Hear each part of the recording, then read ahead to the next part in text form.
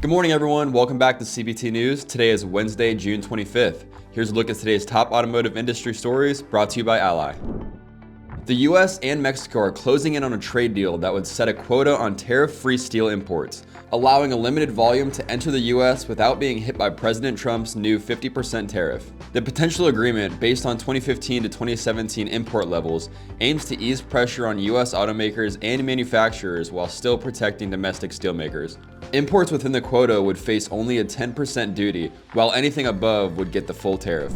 A federal judge has temporarily blocked the Trump administration from halting EV charger funding to 14 states. The ruling comes after the administration paused the $5 billion program created under the Biden administration's Inflation Reduction Act. U.S. District Judge Tana Lin said the states are likely to win their case and that the funding freeze could hurt their efforts to expand EV infrastructure. The ruling takes effect in 7 days, giving the administration time to appeal.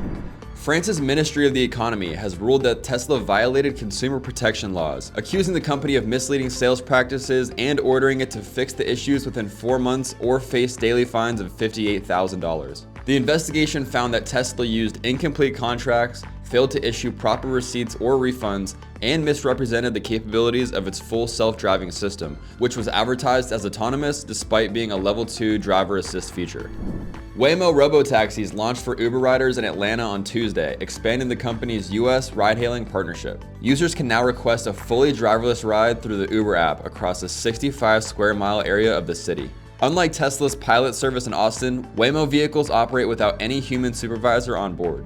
The rollout follows similar launches in Austin and comes as competition heats up in the autonomous vehicle space. Don't go anywhere, we'll be right back with Brian Benstock, partner GM and VP at Paragon Honda and Acura, and Jay Abraham, legendary executive coach and founder of the Abraham Group, to explore how AI, small performance levers, and strategic innovation can drive growth and resilience for dealers. Take your dealership to the next level with the strongest team in automotive media.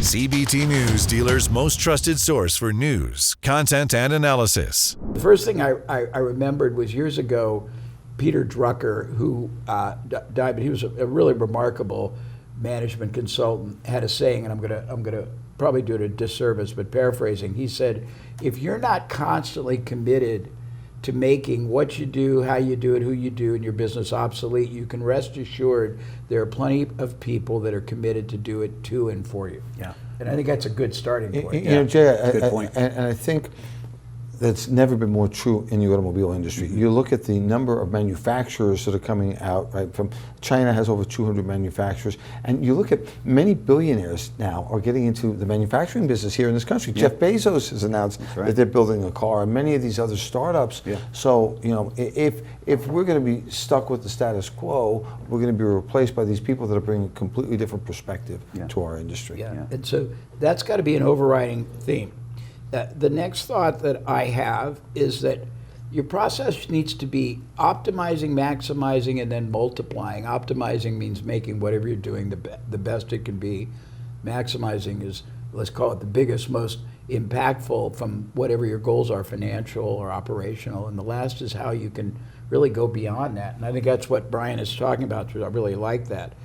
I'm going to see if he'll respond to this. I wrote down something that has been obsessing with me. What are the rules for relevancy today and you've got different audiences. I was working on a book a couple of years ago, never finished it, but it was called Relevancy Rules, and it was basically a play on words. It was that basically everything you do today in your world, life, business, has to do with how relevant you are seen to the other side, and it's very dynamic.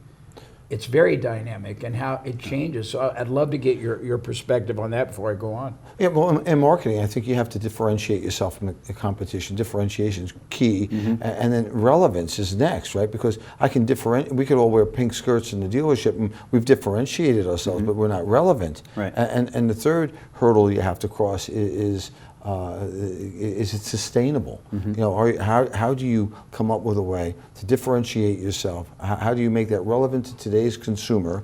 Each consumer having different needs, and then how do you sustain that? And I think that AI can really help us do that better than we've ever had the opportunity to do it before. To be able to target the right message to the right customer at the right time. And be sure to watch the rest of this interview in its entirety right here at cbtnews.com. And that wraps up our show for today, but join us again here tomorrow morning on cbtnews.com. And if you haven't already, be sure to follow us on all your favorite social media platforms, and we'll bring the latest industry buzz right to your feed.